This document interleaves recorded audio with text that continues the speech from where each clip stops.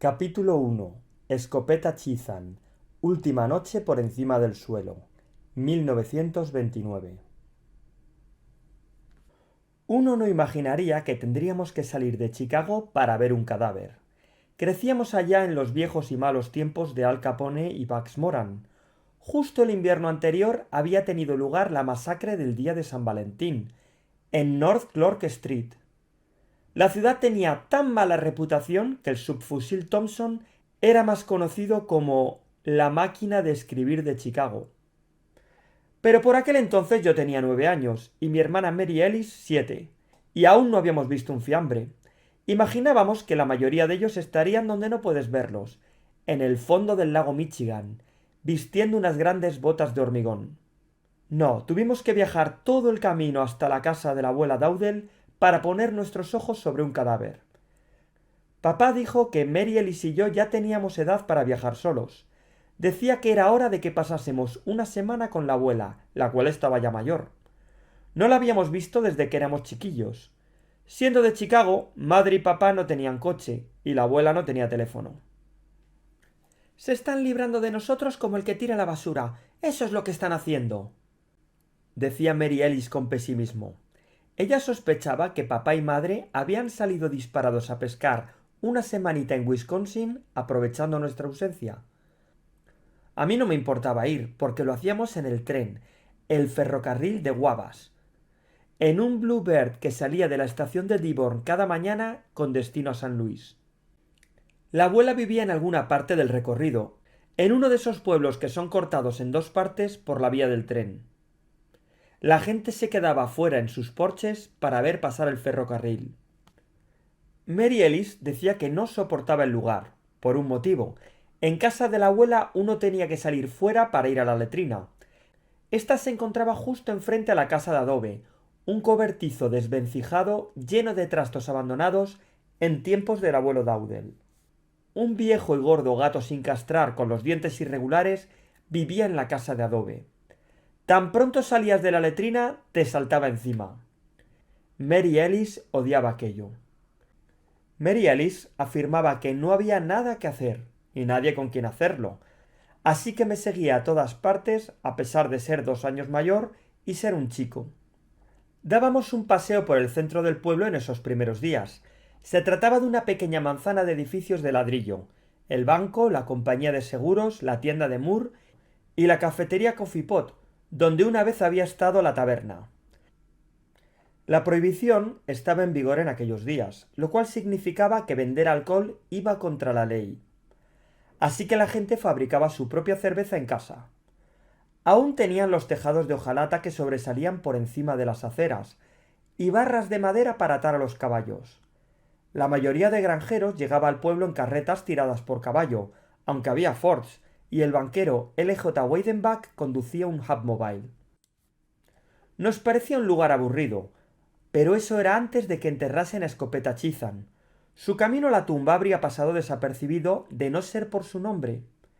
La sede del periódico del municipio no quería meter en su tirada la esquela de nadie llamado Escopeta.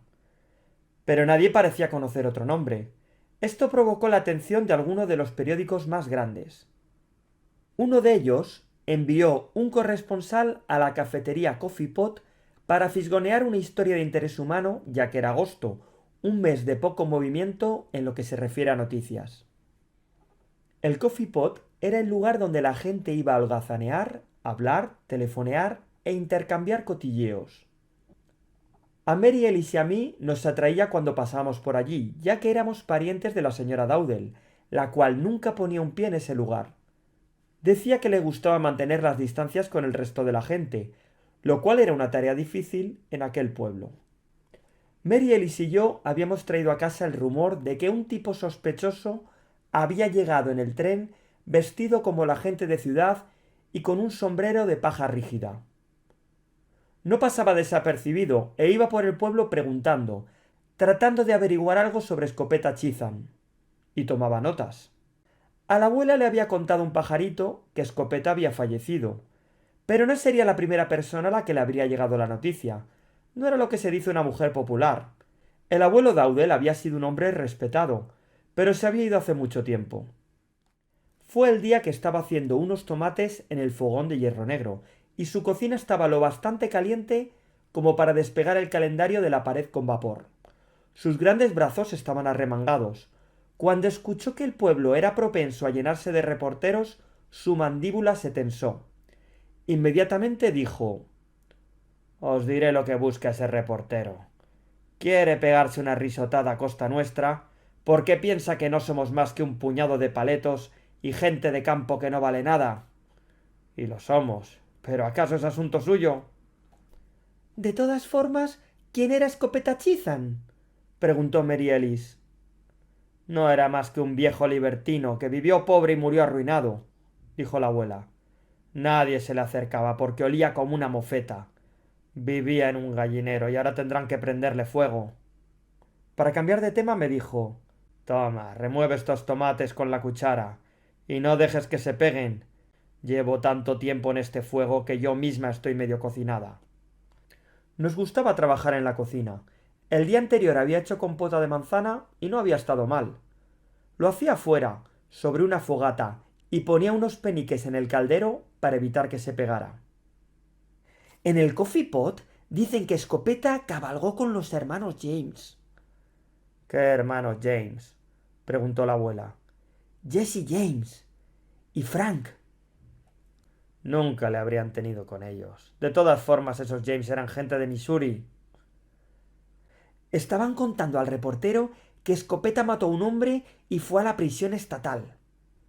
Hay varios de por aquí que han hecho eso, dijo la abuela, pero no recuerdo que estuviese fuera del pueblo durante un tiempo. ¿Quién va diciendo todas esas cosas? Una mujer muy mayor, jorobada y con dientes de conejo, dijo Mary Alice. ¿Vizca? Esa tiene que ser Effie Wilcox. Si piensas que es fea ahora, deberías haberla visto cuando era niña. Y habla por los codos. Su lengua está pegada por en medio y se agita por ambos extremos. La abuela estaba cerca de la mosquitera de la puerta para tomar el aire. Dicen que hizo 6 muescas en su pistola, dije tentando a la suerte. Dicen que cada muesca se corresponde o bien con los bancos que robó o con los sheriffs a los que disparó. ¿Eso también lo dijo Effie? Nunca confíes en una mujer fea. Le guardan rencor al mundo, dijo la abuela, la cual no era ninguna belleza. Soltó un suspiro. Os contaré cómo obtuvo su nombre Escopeta. Tan solo tendría unos 10 años y quería salir a disparar perdices con un puñado de chicos mayores. No era capaz de alcanzar la pared de un establo desde dentro y tenía un orzuelo en el ojo. Iban por los pastos sin una perdiz a la vista, pero Escopeta estaba realmente excitado de ir con los chicos. Disparó y mató a una vaca. Esta cayó. Si lo hubiese estado apuntando, habría muerto igualmente de vieja antes o después. Los chicos le quitaron el arma. No querían averiguar a quién iba a disparar a continuación. Así es como obtuvo su nombre, y se le pegó como un papel matamoscas. Cualquier chica del pueblo pegó más tiros que él, incluyéndome a mí. La abuela se señaló a sí misma con el pulgar. Ella tenía una Winchester modelo 21 de calibre 12 con doble cañón tras la caja donde guardaba la leña, pero nos imaginábamos que era del abuelo Dowdell, que solía cazar patos. Y yo no era ninguna Anna Oakley, excepto cuando se trataba de las ardillas. La abuela estaba aún en la puerta, sacudiendo su delantal. Entonces, con el mismo tono de voz, dijo: Parece que tenemos compañía. Retira los tomates del fuego. Había un desconocido en el porche, y cuando Mary Ellis y yo nos apiñamos tras la abuela para mirar, vimos que se trataba del reportero. Era un hombre de rasgos marcados, y sudaba hasta por la banda de su sombrero. ¿Qué busca? Dijo la abuela a través de la mosquitera de la puerta. Eso era todo lo amistosa que sabía ser. Señora, estoy haciendo averiguaciones acerca del difunto Escopeta Chizan. Arrastró los pies tratando de introducir uno en la puerta. Entonces limpió la parte inferior del ala de su sombrero con su pañuelo de seda, dejando ver su anillo masónico que tenía pedacitos de diamantes. ¿Quién le ha enviado hasta mí? Voy puerta por puerta, señora. Ya sabe lo que a ustedes las mujeres les gusta hablar. Benditas sean, hablan por los codos. Mary Alice y yo nos quedamos mirando aquello. Creíamos que cogería su escoba y lo sacaría a golpes del porche. Ya habíamos visto cómo se las gastaba con los vendedores ambulantes, incluso cuando no eran tan descarados. Y los vagabundos no parecían marcar su valla de postes. Nos imaginábamos que uno no entraba allí incluso aunque ya lo conociese. Pero para nuestra sorpresa abrió la puerta con mosquitera y salió al porche. Yo la seguí. Lo mismo hizo Mary Ellis una vez se aseguró de que el gato sin castrar no estaba acechando ahí fuera esperando para lanzarse. ¿Es periodista? Dijo ella. Peoria, ¿verdad? Le delataban sus ropas ostentosas, pero él pareció sorprenderse. ¿Qué le han contado? Pues parece que tengo una buena historia entre manos. El último de los pistoleros fugitivos acaba en una fosa común. Así lo estoy enfocando, señora. Me preguntaba si usted podría ayudarme poniendo algo más de carnaza en la historia. Bueno, yo tengo carnaza de sobra, dijo la abuela con amabilidad. ¿Con quién ha hablado? Principalmente con una mujer mayor, fea como el pecado. Se hace llamar Wilcox, dijo la abuela. Ha estado en el manicomio hasta hace nada, pero como reportero imagino que ya lo habrá averiguado usted mismo. Mary Ellis me metió un codazo, y los ojos del reportero se abrieron como platos. ¿Le han contado cómo consiguió Escopeta su nombre? Las opiniones parecen variar, señora. Ah, bueno, la fama es efímera, dijo la abuela. Lo obtuvo en la guerra civil. La mano del periodista sobrevoló el bolsillo de su pecho, donde una libreta sobresalía. Oh, sí, Escopeta se fue derecho a la guerra con los voluntarios de Illinois. Silo, en la primavera del 62, y estaba con U.S. Grant cuando Vicksburg cayó. Fue entonces cuando se ganó su nombre. De hecho, el propio Grant se lo puso. Escopeta no llevaba un arma de fuego propiedad del Estado. Él disparaba a los rebeldes con la misma vieja escopeta Remington con la que solía matar perdices cuando regresó a casa. Ahora Mary Ellis me tiraba del faldón de la camisa. Sabíamos que los niños mentían todo el rato, pero la abuela no era ninguna niña, y menudas trolas que contaba. Por supuesto que al reportero le habían mentido a más no poder en la cafetería, pero las mentiras de la abuela eran más interesantes, incluso históricas. Hacían a Escopeta más cautivador, y de paso superaba a Effie Wilcox. Siempre fue un buen tirador, dijo relajando un poco el ritmo. Regresó de la guerra con una hilera de medallas más grandes que su pecho. Y aun así murió sin un penique, dijo el periodista con voz pensativa. Oh, bueno, eso. Vendió sus medallas y donó el dinero a las viudas y huérfanos de la guerra. La estrecha cara del reportero cambió. Escopeta había pasado de pistolero loco asesino a tirador héroe de guerra. Filántropo incluso. Sacó torpemente su libreta y la llenó de garabatos. Pensaba que había encontrado un filón con la abuela. Es un hecho conocido, dijo ella. Puede buscarlo. Estaba listo para telegrafiar una nueva historia. Héroe de la guerra civil, seleccionado personalmente por U.S. Grant, llamado al gran campamento del cielo. Algo así. ¿Y nunca se casó? Nunca lo hizo. Le rompió el corazón a Effie Wilcox. Todavía está resentida, como habrá comprobado. Y ahora va directo a una fosa común sin que nadie advierta su fallecimiento, dijo el reportero, lo cual podía ser un buen ejemplo de su estilo al escribir. ¿Eso le han contado? Dijo la abuela.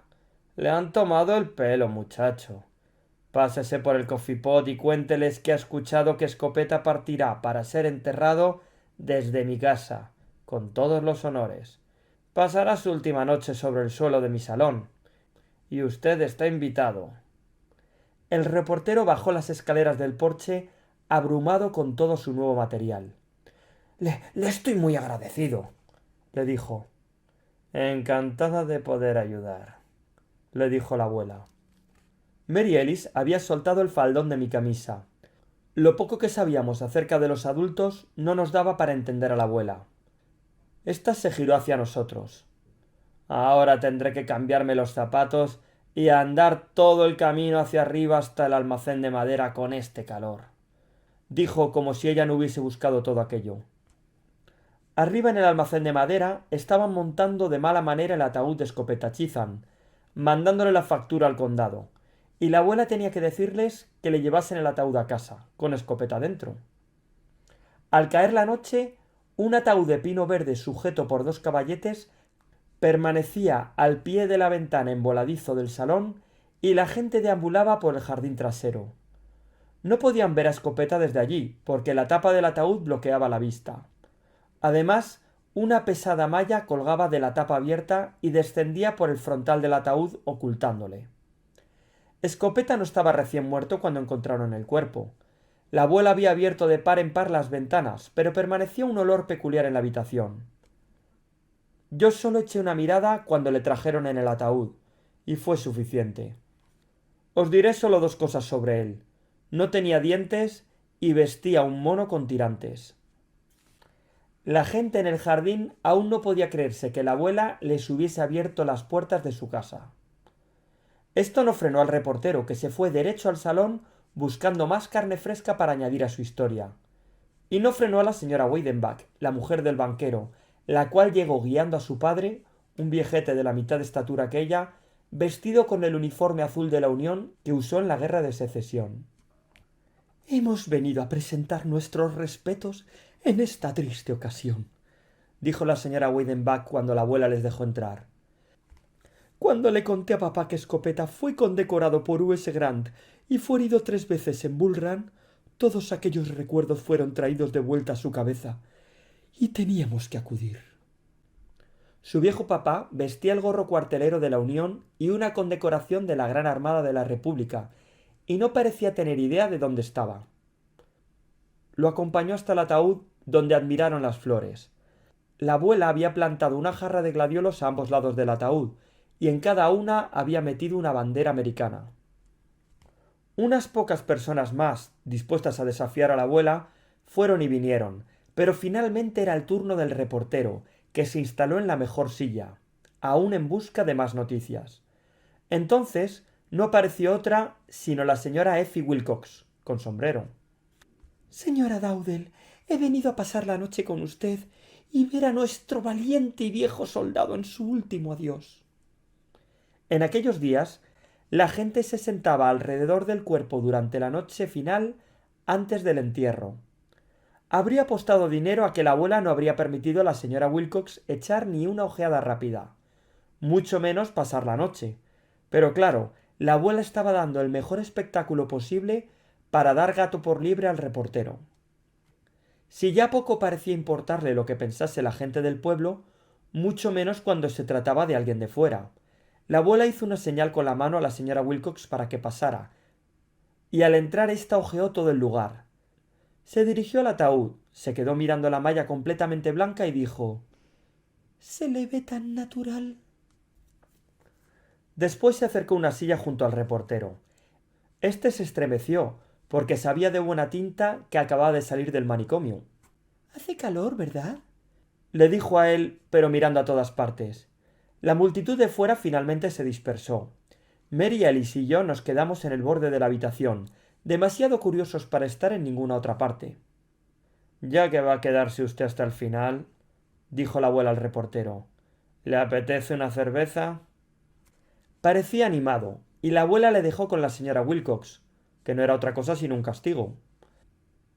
Regresó con 3 cervezas caseras con el frescor del sótano. Normalmente elaboraba la cerveza para bebérsela ella misma, pero aquellas 3 cervezas las sacaba para aguantar al periodista toda la noche. No se habría imaginado a su peor enemiga, Effie Wilcox, bebiendo alcohol en frente de un hombre. En circunstancias normales, la familia recuerda historias del difunto para pasar las horas de la larga noche. Pero estas circunstancias no eran normales, y de todas formas ya bastante había sido recordado acerca de Escopeta Chisholm. Solo una lámpara ardía, y a medida que se acercaba la medianoche, los gladiolos decaían en sus jarras. Yo estaba colocado en una esquina, comenzando a dormitar, y Mary Ellis estaba profundamente dormida sobre una alfombrilla. Después de la segunda cerveza, el reportero se apoltronó, sin duda con visiones de las glorias de Escopeta en la Guerra de Secesión danzando por su cabeza. Se podía escuchar el tic-tac del reloj de la cocina. La barbilla de la abuela cayó y de un tirón se puso erguida de nuevo. La señora Wilcox había estado tarareando Rock of Ages, pero fue disipándose después de llegar a Let me hide myself in thee. Entonces se escuchó el sonido más leve que uno pueda oír. A medio camino entre un crujido y un susurro. Eso me trajo de vuelta, y miré a la abuela. Estaba incorporada con la cabeza ladeada. Parpadeé para estar seguro de que estaba despierto. El mundo entero parecía estar escuchando. Ni una sola hoja se agitaba en el exterior. Pero la malla que colgaba del ataúd abierto se movió, de una sacudida. Con la excepción de Mary Alice, todos lo vimos. El reportero se sentó muy erguido, y la señora Wilcox hizo un ligero sonido. Entonces, nada. De pronto, la malla ondeó como si una mano hubiese pasado a lo ancho desde el otro lado, y una parte de ella se arrugó en un doblez, como si alguien lo hubiese enganchado. Era como si una débil mano hubiese elevado el brazo desde las profundidades del ataúd en un último intento desesperado por vivir antes de que la tierra fuese cavada sobre él.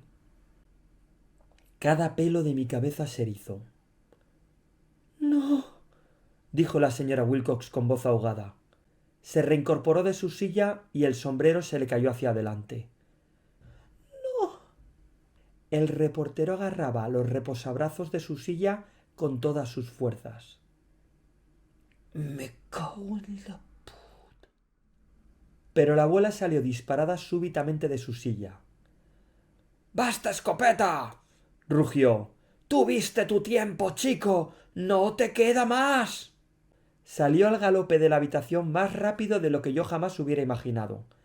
El reportero parecía clavado con remaches. La señora Wilcox se hundía en su silla más y más. La abuela regresó como un rayo.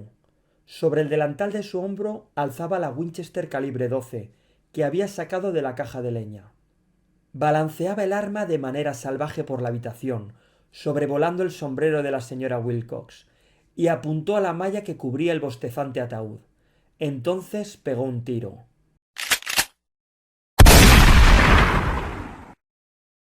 Creía que aquel sonido iba a echar abajo toda la casa con nosotros dentro. No pude oír bien por una semana. La abuela clamó: «¡Descansa en paz, viejo!». Entonces lanzó un disparo con el otro cañón.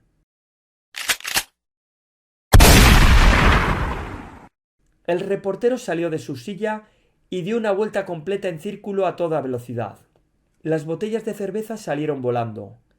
La ruta directa hasta la puerta de salida estaba en la línea de tiro de la abuela, y no tenía la claridad mental para darse cuenta de que ella había descargado ya ambos cañones. Salió por la ventana, de cabeza, dejando su sombrero y su bloc de notas detrás. Si tenía más miedo al muerto viviente o a la puntería de la abuela, no se quedó para contárnoslo. La señora Wilcox estaba de pie, dando gritos. «¡El muerto anda! ¡Y la señora Dowdell trata de darme caza!».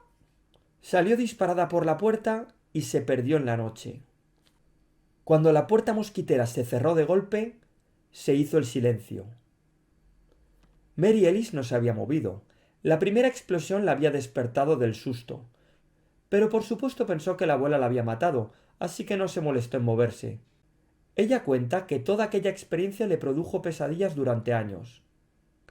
Una neblina de pólvora quemada flotaba en la habitación, anulando el olor de escopeta Chisholm.